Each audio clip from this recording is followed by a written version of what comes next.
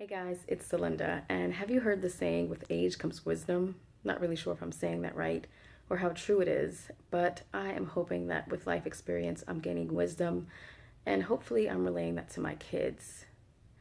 Wow, I really look like my sister Monique. It's kind of freaking me out. Um, but as many of you know, I went out of town. I went home for the holidays and was with my family for 2 weeks, and they were an amazing 2 weeks. I got to spend lots of time with my 3-year-old niece, who is amazing. And it's funny because I moved to Georgia about 12 years ago. And, when I moved, I'm the oldest, and I missed out on so much of their lives. I was not the best sister, and they will probably give you horror stories of how mean I was because they were just my little sisters. To me, they were annoying and all of that stuff. But I come back and, they're grown and they have their own kids and jobs and homes and all of that, that it's like we're so different.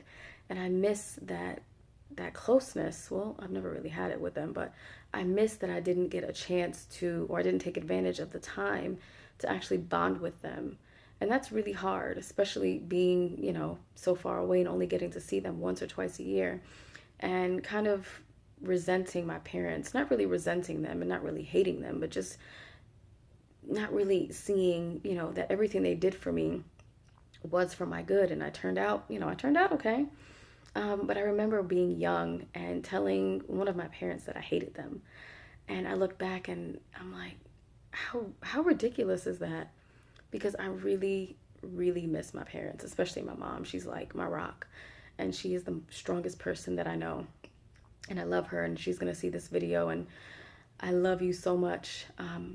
But I think so many times in life we take things for granted. We take our jobs that maybe we aren't, really loving at the moment, or our kids, that are really getting on our last nerve, and they're kind of acting like us maybe, or our spouses and the things they want us to do, and it's like, yeah, I don't really want to do that. But then maybe we get into a position where we don't have that option to do the things we don't want to do, and then we realize that wasn't so bad. I really wish I can go back home and someone yell at me for not washing the dishes or cleaning my room.